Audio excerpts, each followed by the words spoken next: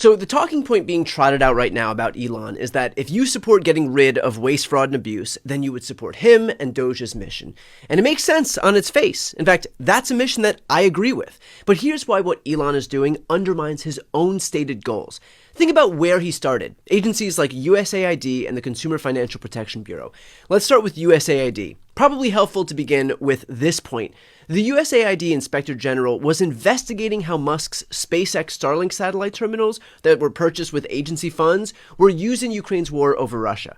So Elon was under investigation by the very agency that he immediately moved to dismantle. Already reads as a pretty massive conflict of interest. But let's get into the practical implications of that move. USAID costs about 0.5% of the federal budget. It offers essential life-saving programs around the world like clean water and HIV prevention, already unto themselves worth it.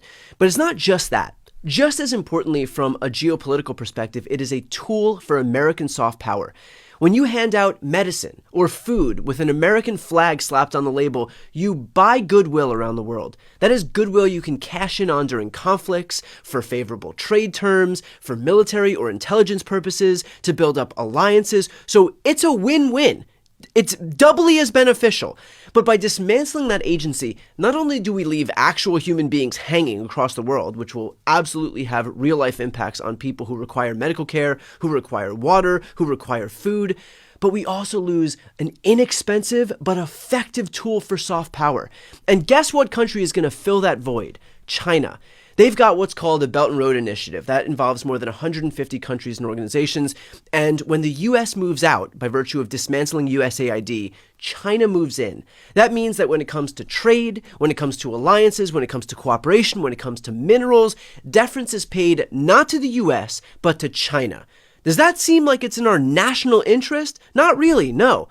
But you know whose interest that is in? Perhaps a billionaire who's invested a lot of time building up his portfolio in China. Tesla's Shanghai plant opened in 2019. It's the company's largest factory. It accounts for half of Tesla's global car production. So Elon has a vested interest in kowtowing to China. In other words, while dismantling USAID hurts America, it is a gift to the country that Elon stands to benefit from helping.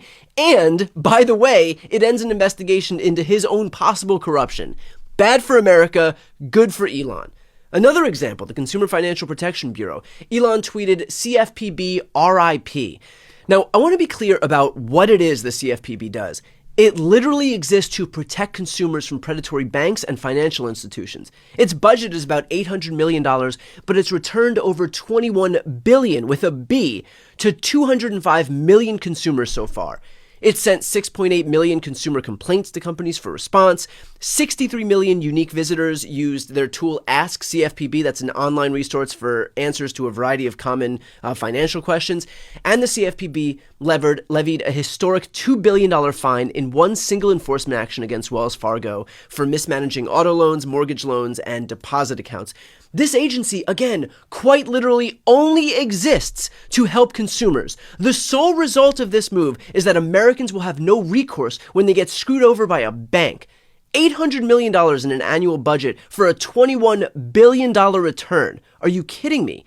With the USAID example, at least I could figure out how Elon could derive some financial benefit. But this one, I don't even see the upside for him. It is a handout to predatory banks. There is no upgrade for anyone other than financial institutions that are looking to screw people over.